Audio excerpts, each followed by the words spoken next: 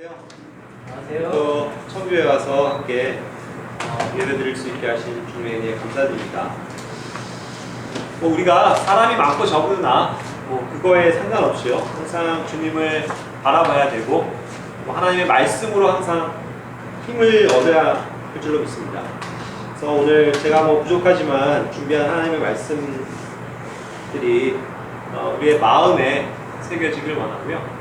우리가 경청해서 하나님께서 여러 각도로 항상 하나님의 말씀은 들려지는 것이기 때문에 내가 또 생각하지 않았던 부분들에 대해서도 이것이 생각되어질 수 있습니다. 어찌됐건 우리가 중요한 것은 하나님의 말씀을 우리가 그런가 하여 상고할 뿐만 아니라 이 하나님의 말씀을 신뢰하는 것이 중요할 것 같습니다. 예, 잠시 제가 기도하고 바로 말씀을 전할게요. 하나님 감사합니다. 이 시간 하나님께서 함께하여 주시고 모든 영광을 주님께서 받아주시기 원합니다. 제 입술을 통해서 증거되어지는 하나님의 말씀이 귀한 진리의 말씀으로 우리에게 바로 세워질 수 있도록 인도해 주시고 우리의 마음 가운데 새겨질 수 있도록 도와주시기 원합니다. 무엇보다도 우리가 정말 주님 안에서의 한 몸 된 지체들로서 마땅히 해야 할 하나님의 향한 그 예배를 우리가 정말 생명처럼 여기고 주님을 섬기는 그런 우리의 삶이 될 수 있도록 인도해 주시옵소서. 이 시간을 온전히 주님께 의뢰드리며 우리 주 예수 그리스도 이름 안에서 기도드립니다. 네. 네, 오늘 형제자매들과 함께 나누고자 하는 말씀의 제목은요, 사이버 교회 비대면 예배가 될 수 없는 4가지 이유라는 제목입니다. 사이버 교회 비대면 예배가 될 수 없는 4가지 이유라는 제목입니다. 오늘날 컴퓨터 또 인터넷의 그 발전은 굉장히 급속도로 바뀌어왔죠. 그래서 이러한 IT 산업은 매우 이제 비약적인 발전을 이루었습니다. 그래서 이제는 어디든 세계 어디서든요, 이 인터넷을 기반으로 빠르고 쉽고 정확하게 의사를 소통할 수 있는 그런 글로벌한 정보화 시대에 와 있습니다. 카톡 같은 단순한 채팅 기능부터 시작해가지고요, 스카이프라든가 줌 같은 화상 연결도 너무나도 보편적으로 되어 있고, 여러 가지 소식과 정보를 이어주는 트위터, 페이스북, 짧은 영상들을 주고받는 틱톡, 또 굉장히 많은 양의 그러한 영상을 쉽게 얻을 수 있는 유튜브 같은 수많은 종류의 이러한 사이버 문화는 이제 전 세계인의 삶의 한 부분이 되어버렸습니다. 그렇죠? 그래서 이러한 매체를 통해서 전 세계 사람들은 다양한 지식과 또 정보, 소통을 이제는 쌍방향으로도 할 수 있게 되었습니다. 이는 다니엘서의 마지막 때에 관한 예언처럼 사람들의 지식이 가히 폭발적으로 증가할 수 있게 해주는 것을 보여줍니다. 다니엘서 12장 4절 말씀에서는요, 여기 후반부의 말씀을 보시면 많은 사람이 이리저리 다름질하고 지식이 증가하리라 라고 말씀하고 계세요. 그러니까 수많은 사람들의 이러한 그 지식이 지금 이러한 보편적인 매개체를 통해서 SNS를 통해서 증가되어지고 있습니다. 자, 그런데 이러한 정보와 지식의 증가, 그리고 손쉬운 유무선상의 화상 소통은 적지 않은 부작용도 초래하고 있습니다. 특히 사람들은 이제 이러한 편리함 속에서 새로운 인간관계, 또 사회상을 만들어 놓았는데, 그것을 저는 오늘 비대면 생활 혹은 사이버 생활이라고 부르고 싶습니다. 이것은 쉽게 말해 예전 같으면요, 사람이 사람을 직접 만나서 모든 문제를 해결하고 일해야 하고 또 업무를 봐야 되고 관계를 맺어야 되는 것인데, 이제는 더 이상 사람들이 직접 만날 필요가 없어졌다는 얘기입니다. 그래서 이제 비대면 생활이라는 것이라고 얘기를 할 수 있고, 그것을 가능하게 해주는 기반이 사이버 세계에 있기 때문에 사이버 생활이라고도 말할 수 있겠습니다. 그러한 삶의 패턴은 고스란히 우리 그리스도인들의 신앙생활에도 사실 여러 좋지 않은 영향을 끼치게 됩니다. 사이버 교회, 제가 방금도 제목에서 말씀드린 것처럼 사이버 교회, 비대면 예배, 이런 제목부터가요, 사실 너무나도 섬뜩하고 서글픈 것입니다. 제가 말하는 이 사이버 교회라 함은 말 그대로 컴퓨터와 또 컴퓨터를 기반으로 한 그런 네트워크의 기능이 이제 교회에 자리 잡았다라는 것입니다. 실제 현대 교회는 점점 이러한 형태로 가고 있습니다. 인터넷 와이파이가 안 되는 교회가 없죠. 홈페이지가 없는 교회가 거의 없습니다. 교회의 설교와 성경 공부, 또 찬송 등을 인터넷으로 쉽게 바로 듣고 볼 수가 있습니다. 교회가 경배드리는 모습을 실시간으로 생중계를 하면서 어디서는 그것으로 인해서 함께 참여할 수가 있게 됐습니다. 사람들은 이러한 것들을요, 혁신이라고 부르면서 점차 그러한 것들에 익숙해집니다. 그리고 이런 것들을 확대해 나가죠. 그런 것을 위한 더 좋고 더 비싼 시설과 장비들에 투자합니다. 이제 성도들은요, 굳이 한 지역교회에, 한 장소에 특정 시간에 있을 필요가 없습니다. 집에서 그 시간에 컴퓨터 모니터를 켜거나 태블릿이나 핸드폰을 켜서 거기에서 나오는 반주에 같이 찬송을 부르면 됩니다. 찬송가도 필요가 없어요. 화면에는 악보와 가사가 선명하게 나오고 있기 때문입니다. 어떤 사람의 기도를 듣고 아멘 하고 화답만 하면 됩니다. 집에서 가장 편한 자세로 소파에 기대어 앉아서 에어컨 바람을 쐬면서 시원한 음료를 옆에다가 놓고 편안하게 설교를 듣습니다. 역시 성경책도 굳이 필요가 없습니다. 화면에는 자동으로 성경 구절이 나오고 있기 때문이죠. 뿐만 아니라 사랑하는 가족인 개와 고양이를 무릎에 앉혀놓고 쓰다듬어 가면서 함께 듣습니다. 헌금 시간이 되면 아차 하면서 바로 폰뱅킹을 열어서 교회 계좌로 헌금을 쏩니다. 목사의 축도가 끝나면 의례껏 나오는 찬송과 그 후주도 듣지 않고 서둘러 실시간 예배를 끄고 나옵니다. 그렇게 일어서는데 그 복장을 보니 아래는 반바지 차림이고 어떤 사람은 잠옷바지 그대로입니다. 이러한 묘사가요, 너무 자극적이고 또 과장된 것이라고 보십니까? 아니에요. 실제로 지금 이러한 현상들은 갈수록 많아지고 있습니다.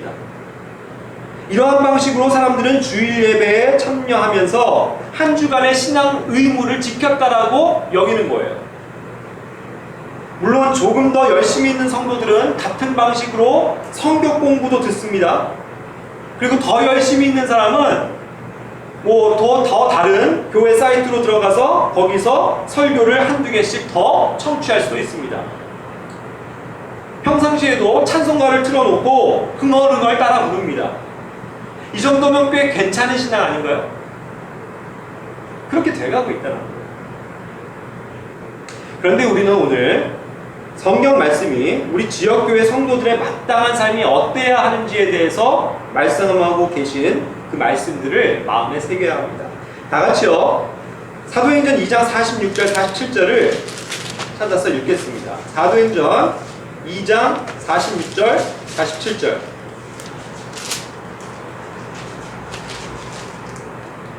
예, 사도행전 2장 46절 47절 찾으셨으면 함께 읽을게요.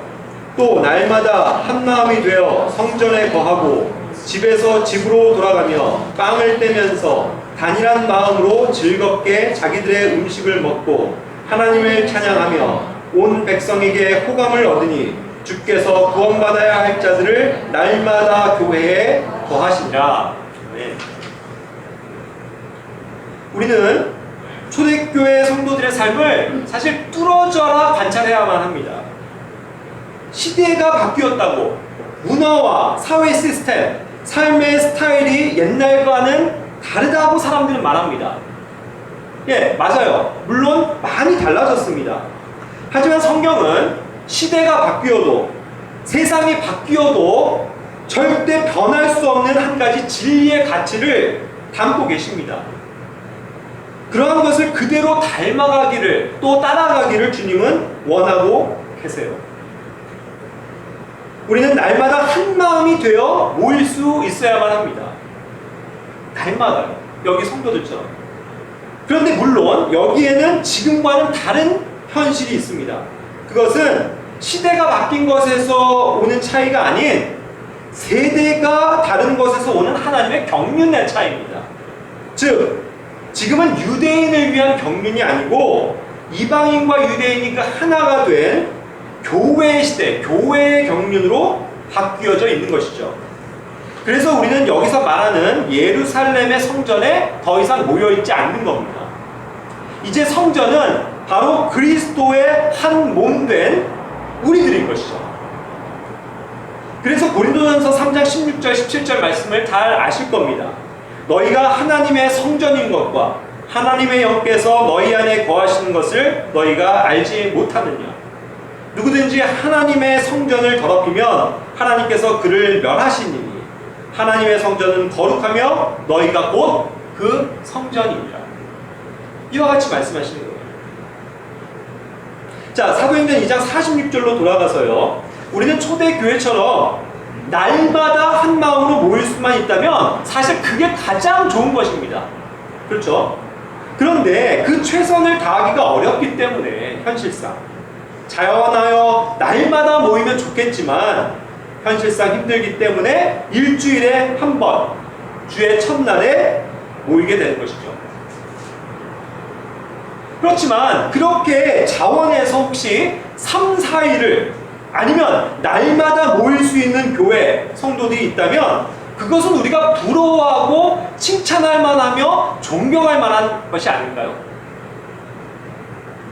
그리고 초대교회 성도들은 역시 날마다 집집을 오가면서 빵을 떼고 즐겁게 식사를 나누며 서로 교제했고 하나님을 찬양했습니다. 이렇게 교회가 자발적으로 기쁨과 사랑 안에서 모이고 행하는 것이 성도의 마땅한 바입니다. 물론 이 구절 전에 44절부터 45절에 보시면요, 성도들이 물건을 서로 통용하고 또 같이 소유하고 자기 소유를 가지고 다른 사람들을 돕고 나누는 일에 힘썼죠. 이러한 것 또한 자원에서 기쁨으로 할 수만 있으면 매우 잘하는 일이고 주님을 기쁘시게 하는 일임이 틀림없습니다. 하지만 이 역시 하늘의 왕국이 가까웠다고 여기면서 유대인 형제 사랑을 실천한 대목이지 우리 신약교회의 교류와 경륜은 아닙니다. 자, 이제 또 47절에 보면 이러한 일을 하는 교회가 그렇게 하는 것에 대해 사람들은요, 이 바깥에 있는 사람들은 어땠죠? 교회에 뭐를 가졌다고요? 호감을 가졌다고 했습니다. 이것을 보고 사람들은 교회에 호감을 갖는 거예요. 그 호감에 의해 이제 교회에는 날마다 구원받는 사람들이 더해진 것을 유념해 보시기 바랍니다. 결코 오늘날 행태처럼 교회가 모이기를 패하고 모이지 않는 것으로 사회에 협조하는 것이 호감을 얻게 되는 요인이 아닙니다. 오히려 교회들이 이렇게 쉽게 교회 예배와 모임과 우리가 하는 일들을 포기하는 것을 보면서 바깥에 있는 사람들은 교회를 우습게 여기는 빌미를 제공하게 될 수도 있다는 것에 대해서 그 위험성에 대해서 우리는 생각해 보아야만 합니다. 또한 초대교회 성도들은 다음과 같이 말씀과 기도에 굳게 붙어있는 삶을 살았습니다. 사도행전 2장 42절 거기서 보면요, 그들이 흔들리지 아니하며 사도들의 교리와 교제 안에 머물고 빵을 떼며 기도하더라 했습니다.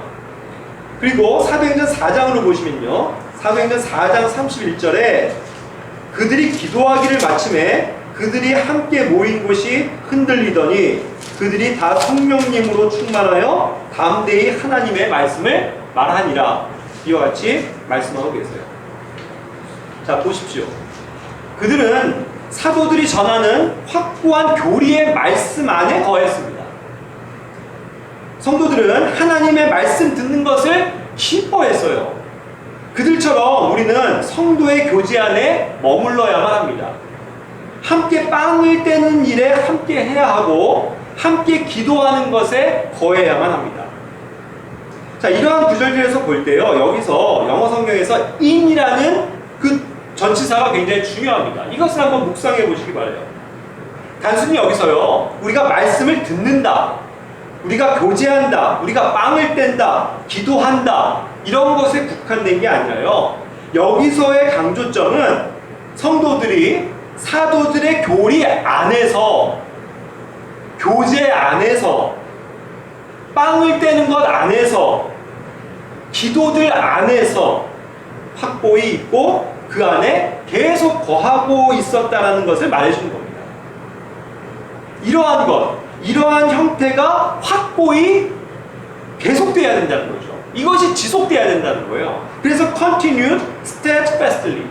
이것이 확고하게 계속되어져야 된다는 뜻입니다. 이 일들 안에서 우리는 흔들리지 않아야 합니다. 그러니 이러한 삶, 이러한 방식 안에 거하는 것이 얼마나 중요한 일입니까?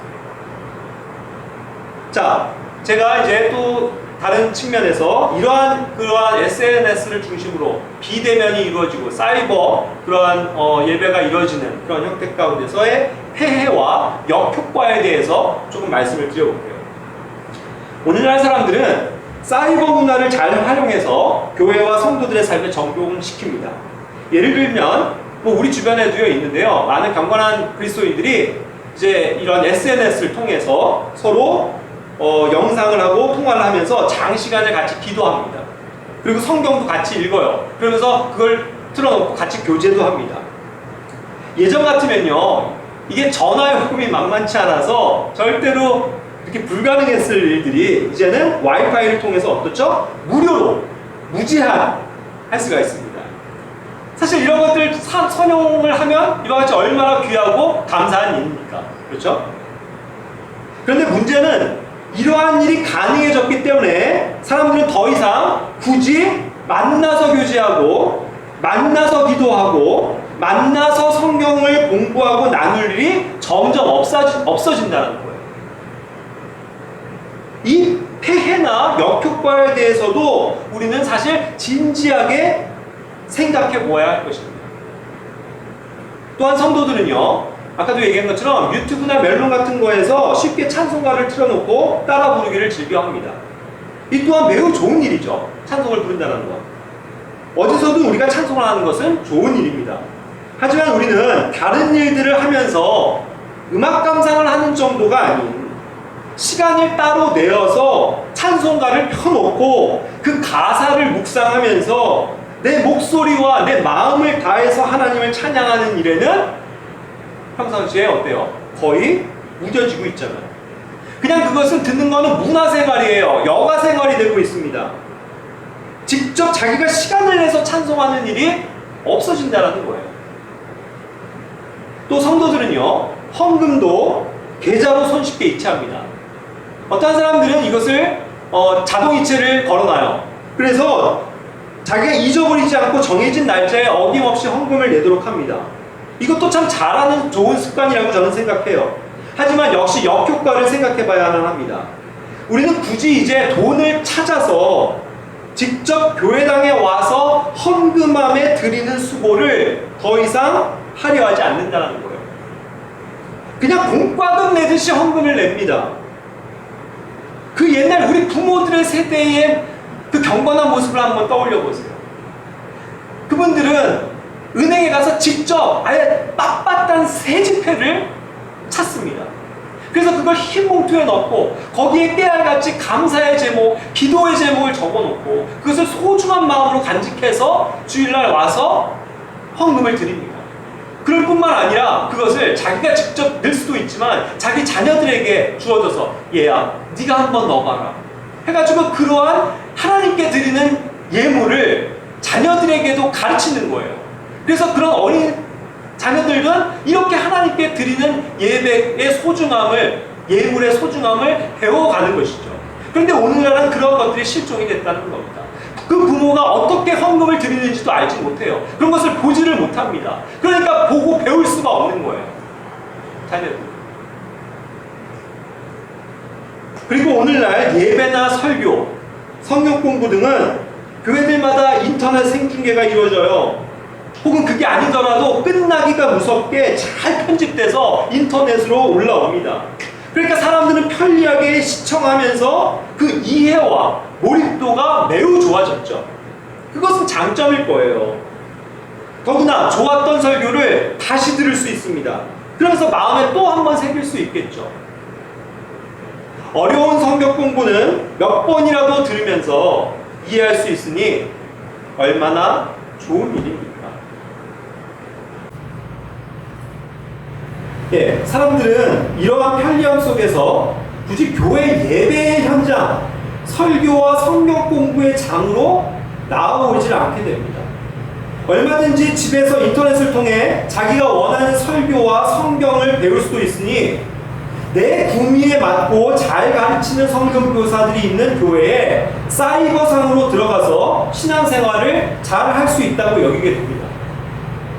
오늘날 사람들은 그러한 사이버 신앙생활을 할 수 있기에 함께 시간을 내고 시간을 엄수해서 모이는 일에 굳이 에너지를 쏟고 싶어 하지 않습니다.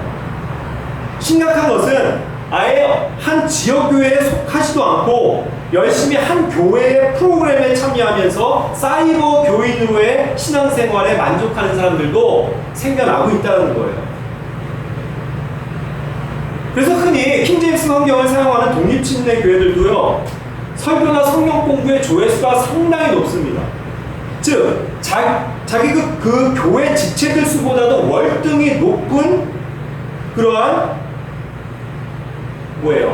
조회수를 기록합니다. 특히 말씀을 잘 가르치고 멋진 설교를 하는 목자와 교사가 있는 교회들은 인기가 더 높죠. 그러면서 좋아요, 나빠요가 생성이 됩니다.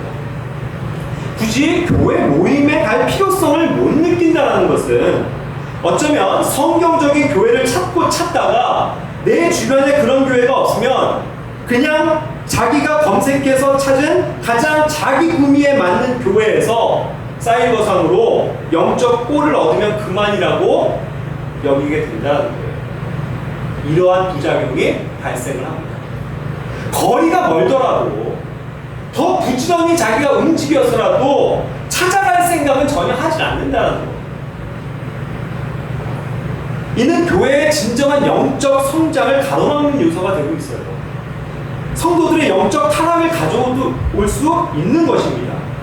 그리스도인들은 더 이상 값을 치르려고 하질 않아요. 주님의 십자가를 더 이상 지려고 하지 않습니다. 이게 심각한 영적인 위험이라는 거예요. 우리는 주 예수 그리스도께서 자신이 지신 그 십자가, 그 무거운 십자가를 우리 역시 짊어지고 주님을 따라야 하건만 사람들은 편한 것만 좋아합니다. 편리한 것만 통해요. 조금이라도 불편하거나 조금이라도 손해가 되는 일에는 뒤로 내뺍니다. 그래서 값을 치르려 하지 않는 그리스도인들이 점점 많아진다는 것이죠. 이 점에 있어서 제가 유명한 일화 하나를 소개해 드릴게요. 이것은 저도 아는 분인데요. 저희 아버님께서 이제 그 내비게이터 선교회라는 곳을 이제 하셨는데, 거기를 이제 하실 때에 초창기에 있었던 그 제자 한 분의 이야기입니다. 이분이 이제 그 토요일인가에 있는 그 성경 공부 모임에 조금 뒤늦게 참석을 했는데, 그 표정과 안색을 보니까 너무 아파 보이고 지쳐있는 거예요. 그래서 왜 그러냐 물어봤더니 대답하기를 주저주저 하다가 그분이 대답을 하기를, 사실 제가 여기 올 버스비가 없어서 자기 집 수원에서부터 새벽 6시에 출발해서 1시에 도착합니다. 저희 동교동, 마포구 동교동 집까지 무려 7시간을 걸어서 하나님 말씀 배우겠다. 그 교제를 사모해서 속이 나온 거예요. 어떻겠습니까? 거기에 있는 모든 성도들이 눈물바다가 되고 그분을 위해서 기도하고 또 그분의 신앙에 대해서 감사하고 또 물질들을 모아서 그분에게 헌금하고 그러한 일화가 있습니다. 이분은 사실 후에 강력한 이 선교회의 리더가 되셔서요, 또 필리핀에서 반평생을 선교에 헌신하실 그러한 믿음의 선교이십니다. 이러한 주님의 십자가, 여기도 십자가가 있네요. 십자가가 앞에만 걸려있으면 뭐하냐고요. 그렇죠? 보이는 십자가가 아니에요. 예수님이 지신 그 십자가, 그래서 그거를 그의 십자가, his cross라고 얘기하는 거거든요. 그분이 지신 십자가를 내가 져야 된다고요. 그렇죠? 그리고 그 길을 따라가는 거예요. 주님께서 순종하신 그 길, 골고다 언덕의 그 고난의 길, 그것을 우리가 따라가는 거거든요. 그러한 믿음의 삶을 우리가 오늘날 살고 있습니다.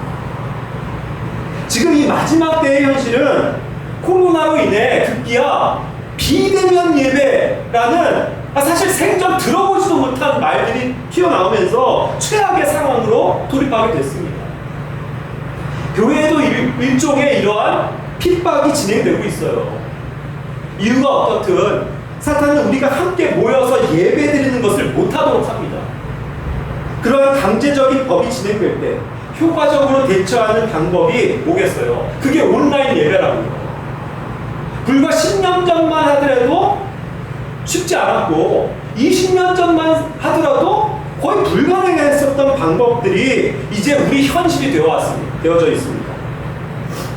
그러니 이러한 방식으로 온라인 예배 드리면 되지 않냐, 비대면 예배 얼마든지 드릴 수 있지 않냐 하면서 교회를 압박하기 시작합니다. 그래서 그러한 정부 명령과 세상의 여론에 등등을 떠밀려서 교회들은 함께 모이는 것을 폐하고 포기하고 온라인 예배, 비대면 예배로 돌아섭니다. 그래서 저는 오늘 이제 본론으로 들어가서요, 이러한 온라인 예배, 비대면 예배가 될 수 없는 4가지 성경적인 이유를 말씀드릴게요. 그것이 첫 번째로 우리가 오늘 아침에 행한 이 주의 만찬입니다. 아까 고린도전서 11장 23절부터 26절까지의 말씀을 다 읽었으니까 우리가 읽진 않고 다시 한번 눈여겨보시기 바라요. 첫 번째 이유는 이 주님의 만찬 때문에 우리는 온라인 예배, 비대면 예배가 될 수 없습니다. 일반적인 교회는요, 주의 만찬을 1년에 고작 한두 번 하니까 별 상관은 없겠죠. 그런데 우리는요, 이 25절 as oft as라는 단어 표현, 26절에 as often as, 그러한 의미를요, 자주 한다는 거예요. 자주의 의미가 포함된 개념이라고 믿는 겁니다. 즉 자주 이 빵을 먹고 이 잔을 마실 때마다로서 한두 번 하는 것이 아니고요, 어쩌다가 한 번 하는 게 아니고 자주 그것을 행하는 것이 주님의 명령이라고 믿는 겁니다. 이에 대해서 많은 성경 교사들이 이것은 잘못된 해석이라고 영어 문법을 운운하며 지적하기도 해요. 그런데 우리는 문법을 지금 논하는 것도 그렇게 성경을 믿는 게 아닙니다. 보십시오. 이것을 행하는 것이 주님이 명령하신 거고 주님이 기뻐하시는 거고, 이것을 행함으로 우리가 주의 죽으심을 그분께서 오실 때까지 보이는 것이라고 한다면 그것을 자주 하는 것이 뭐가 잘못됐다라는 말입니까? 매주 하는 게 뭐가 잘못된 거예요? 오히려 칭찬받을 만한 일이죠. 성경에 반하는 잘못된 행위가 전혀 아닌 것입니다. 자, 결국 요지로 돌아와서요, 이 주님의 만찬의 의미는 한 지역 교회 지체들이 함께 모여서 주님을 기억하며 이것을 먹고 마심으로써 참된 경배를 주님께 드리는 것이라는 거죠. 그래서 이 구절들 앞에는 그것을 위해 함께 모이는 당위성과 그게 있어요. 그리고 그 모임이 번질되는 일부 잘못들에 대해 사도 바울은 이제 지적을 하고 있는 것입니다. 그래서 우리는 이 한 빵과 한 포도즙에 참여하는 것이 매우 중요한 것이라는 거죠.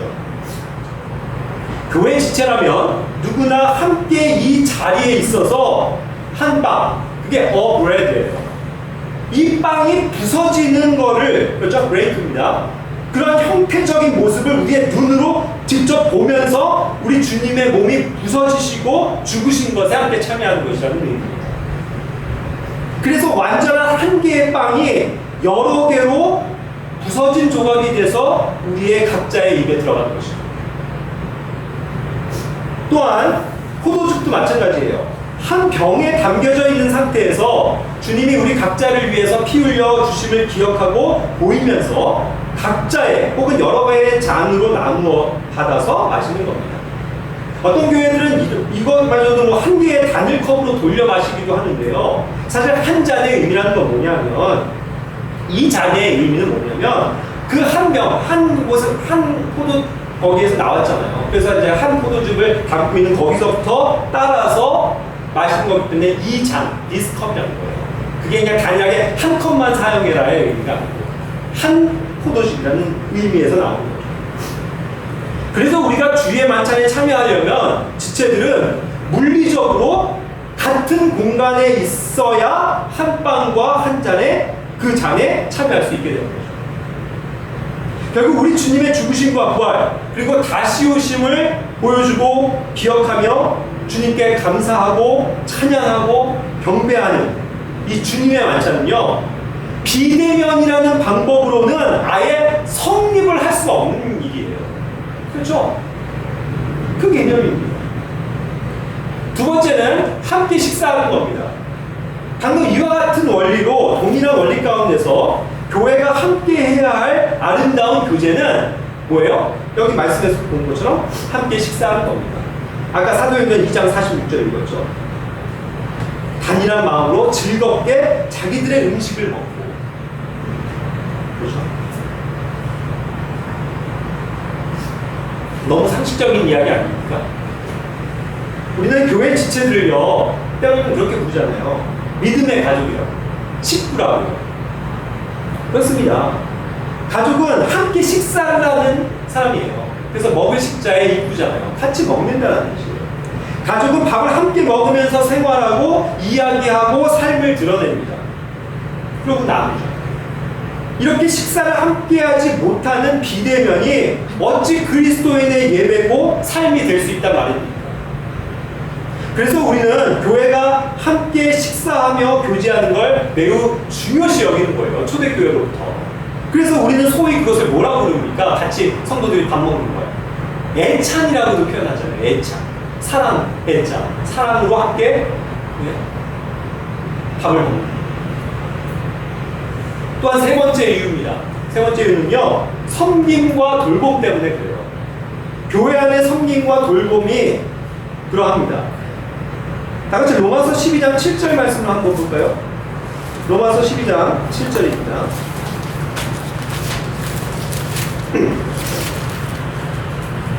찾으셨으면 역시 다 같이 읽을게요. 혹은 사역이면 우리가 우리의 사역하는 일로 섬기며 가르치는 자는 가르치는 일로 섬기고. 여기 나오죠. 우리의 사역하는 일로 섬긴다는 표현. 또 가르치는 자는 가르치는 일로 섬긴다는 표현. 8절도 마찬가지입니다. 권면하는 자는 권면하는 일로, 주는 자는 단순함으로 그 일을 하고, 다스리는 자는 부지런함으로, 긍휼을 베푸는 자는 즐거움으로 할 것입니다. 자, 여기에서요, 우리는 각자의 은사대로 다른 사람들을 섬기는 일을 해야 합니다. 그것을 성경은 가르쳐 주시는 거죠, 교회에. 그런데 여기서 보면, 여기서 이제 어떤 섬긴다는 표현 가운데 wait on이라는 단어를 보게 됩니다. 영어에서. 이건 뭐냐면요, wait on은 시중을 드는 거예요. 여러분들, 그래서 뭐 식당에서 원래 이렇게 서빙하는 사람들을 외국에서 웨이터라고 부르잖아요. 웨이터. wait on. 시중 드는 겁니다. 부지런히 다니면서 필요한 걸 갖다 주고 치우고 하는 시중 드는 거예요. 결국 말 그대로 몸으로 섬기는 것을 뜻하는 거예요. 자, 고린도전서 16장 15절에도 나옵니다. 고린도전서 16장 15절. 여기서 보시면 형제들아, 스데바나의 집이 아가야의 첫 열매인 것과 또 그들이 성도들을 섬기는 일에 전념해온 것을 너희가 아느니라. 내가 너희에게 간청하노니 16절. 너희는 그런 사람들과 또 우리와 함께 도우며 수고하는 모든 사람에게 복종하라. 이와 같이 말씀하십니다. 우리는 이와 같이 늘 다른 지체들을 돕고 수고해야 돼요. 자, 보세요. 누군가를 돕는 것은요, 물론 비대면하면서 돕는 방법도 있겠지만 거의 대다수 경우는 만나서 돕는 일이 훨씬 더 많고 보편적인 것입니다. 여기서 또요, 수고하는 것이라고 그랬죠? 이 수고가 뭡니까? 여기서는 레이버예요, 레이버. 레이버는 뭐냐면요, 노동하는 거예요. 말 그대로 노동을 내포하는 단어입니다. 내 몸으로 수고해서 돕는 일을 뜻하는 거예요. 그러니까 이러한 일들이 매우 교회 안에서 중요하고 마땅하다는 것이죠. 갈라디아서 5장 13절은 이와 같이 말씀합니다. 형제들아 너희가 부르심을 받아 자유에 이르렀으나 오직 자유를 육신을 위한 기회로 쓰지 말고 사랑으로 서로를 섬기라. 사랑으로 서로를 섬겨라. Serve one another. 여기서도 서로 섬기라고 했는데요. 서로 섬기려면 어떻게 해야 되죠? 함께 있어야 가능한 일이에요. 그렇죠? 그래야 쌍방의 것으로 서로 할 수 있는 것입니다. 에베소서 4장 12절 말씀에서도 이와 같이 말씀하십니다. 이것은 성도들을 완전하게 하고 섬기는 일을 하게 하며 그리스도의 몸을 세우게 하려 하십니다. 우리가 은사들을 가지고 각자가 그리스도의 몸을 세우게 하기 위해서 열심히 섬깁니다. 그런데 여기서는요, 그 미니스트리 섬기는 것을 the work라고 했거든요. 일이라고 했어요. 일. 섬기는 일. work. work가 뭐예요? 일하는 거예요, 일. 그렇습니다. 교회 안에서의 섬김은요, 실제로 하는 일이에요, 일. 뭔가를 하는 것입니다. 행위가 반드시 돈만 되는 것이라는 뜻이에요. 그렇게 성도들을 세워주고 섬겨주는 일을 하려면 어떻게 돼야 돼요? 함께 있어야 되는 거죠. 자, 마지막으로 네 번째입니다. 네 번째는요, 교감 때문이에요, 교감. 로마서 16장 16절 그리고 고린도전서 16장 20절에는요 모두 거룩한 입맞춤으로 서로 문안하라, 거룩한 입맞춤으로 서로 인사하라, 이와 같은 표현들이 나오겠죠. 마지막 사신서에서 항상 사도 바울은 이러한 표현들을 했습니다. 참고로 고린도후서 13장 12절, 데살로니가전서 5장 26절, 또 베드로전서 5장 14절에서도 이와 같이 거룩한 입맞춤으로 서로 인사하고 문안할 것에 대해서 이야기하죠. 자, 그래서 우리는 성령 안에서 지체들 간의 교감을 말하지 않을 수 없습니다. 저는 이러한 하나의 인사가 교감의 문제라고 생각해요. 이것은 느낌과 감정의 영역입니다. 이것은 실제로 만져지는 일이기도 해요. 서로 그렇기 때문에 입맞춤한다는 것은 뭐냐면요, 물론 그 당시 사람들의 문화와 예절입니다. 어떻게 하시는지 아시죠? 유럽 사람들이나 뭐 이렇게 보면 뭐 뺨만 맞대고 좀 이렇게 하잖아요. 그걸 얘기하는 거예요. 그런데 우리는 그 당시 이러한 문화를 따르기에는 시대적인, 지역적인, 또 문화적인, 정서적이고 관습적인 괴리감이 있습니다. 그렇죠? 분명히. 하지만 우리는 우리가 할 수 있는 한에서 서로 악수하고 손을 잡고 호응하고 어깨를 도닥여주는 정도로 성도에게 이와 같이 친절한 인사와 사랑을 표현할 수 있고 또 이 말씀을 이렇게 적용할 수 있고 지킬 수 있습니다. 그렇죠? 그게 그 의미인 거예요. 그냥 화면 보고 안녕, 안녕하세요, 그게 아니고요. 직접 만나서 손을 잡고 안아주고 어깨 동무를 하고 그러한 교감이에요, 교감. 사람의 감정은 이렇게 서로 대면하고 손을 잡고 접촉할 때에 좋은 감정의 이입이 생기는 겁니다. 그렇지 않습니까? 로마서 12장 15절 말씀도 이와 같이 말씀합니다. 마지막 말씀이니까요. 다 같이 찾아볼까요? 로마서 12장 15절 말씀. 예, 찾으셨으면 읽겠습니다. 기뻐하는 자들과 함께 기뻐하고 슬피 우는 자들과 함께 슬피 우라. 예, 이것도 뭘 의미하는 거예요? 동일한 관점에서 지체들은 다른 사람들의 기쁨과 슬픔에 직접 동참해야 하는 자들이고, 그러려면요 같이 그 자리에 있을 때에 더욱더 공감하고 경험하고 진실하게 공유할 수 있는 거겠죠. 그렇죠. 그래서 이러한 교회 안의 영적인 교감은 함께 있을 때에 더욱 풍성해지는 성령님의 소통하심이라고 말씀드릴 수 있습니다. 이해하시겠죠? 결론을 말씀드릴게요. 지금까지 제시한 것들이 사실 예배라는 큰 틀 안에 있는, 또 성도가 마땅히 해야 하는 삶의 모습입니다. 그것이 교회가 마땅히 해야 하는 예배인 거예요. 그저 일요일 오전에 모여서 정해진 형식대로 찬송하고 설교 듣고 기도하고 마치는 그런 1시간가량의 프로그램이 예배의 전부가 아닙니다. 또한 화면으로 설교 듣고 성경을 공부하고 혼자서 집에서 찬송하고 기도하고 또 계좌로 헌금을 이체했다 한들 우리가 함께 모여서 그 일들을 하지 않는다면, 온라인으로 신앙생활을 한다면, 비대면하는 예배를 예배라고 인정한다면 우리의 신앙은 뭔가 이 세상에 동화되어 가고 있는 건 아닙니까? 또요, 뭐 말하자면 개별적으로 혹은 뭐 가까운 지역에 있는 몇몇 성도들끼리 예배 드리는 것 또한 교회 전체의 예배가 될 수 없습니다. 그렇죠? 그것을 우리는 흔히 구역 예배라고 부르죠. 그래서 구역 예배라고 부르면서 평상시에, 예? 평일에 개별적으로 사람들끼리 자원해서 할 수 있는 이건 마땅하고 좋은 일들임에 분명해요. 이러한 형식은요. 그렇죠? 하지만 교회의 예배, 그 본질은 한 지역교회 지체들이 한 곳에 모여서 다 같이 마땅히 해야 할 말씀과 기도와 교제와 찬양과 섬김 등으로 주님을 어떻게 하는 거예요? 높여드리는 것. 그것에 있다는 거예요. 우리는 최근 우리의 자의가 아닌 정부의 일방적이고 형평성에 어긋나는 행정명령으로 인해서 교회가 함께 모이는 것, 성도들이 대면해서 예배드리고 교제하는 것이 금지가 되고 있는 매우 통탄한 시대에 살고 있습니다. 그러한 사태를 맡고 있어요. 과연 우리는 이 일에 대해 어떠한 생각과 어떠한 믿음을 가져야만 하겠습니까? 그리고 어떻게 주님을 의지하며 이 위기를 헤쳐나갈 수 있을까요?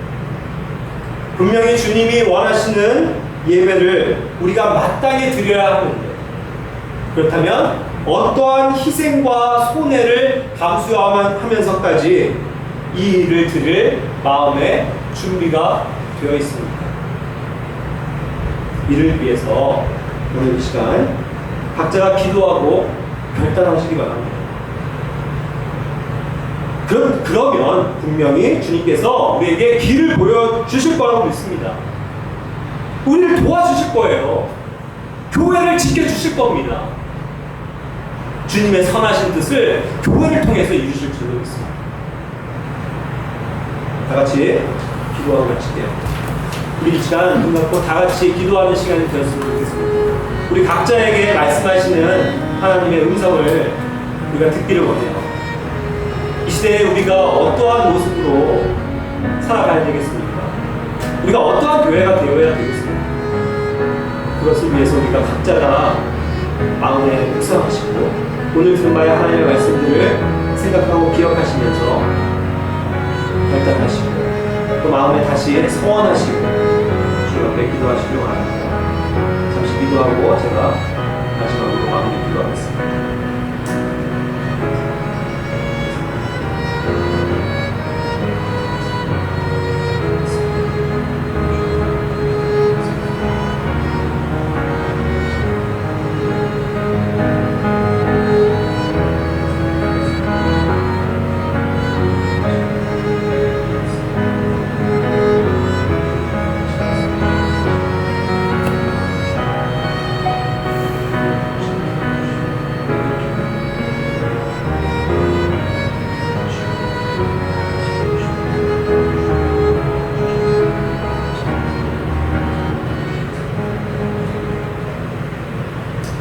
주님 감사합니다.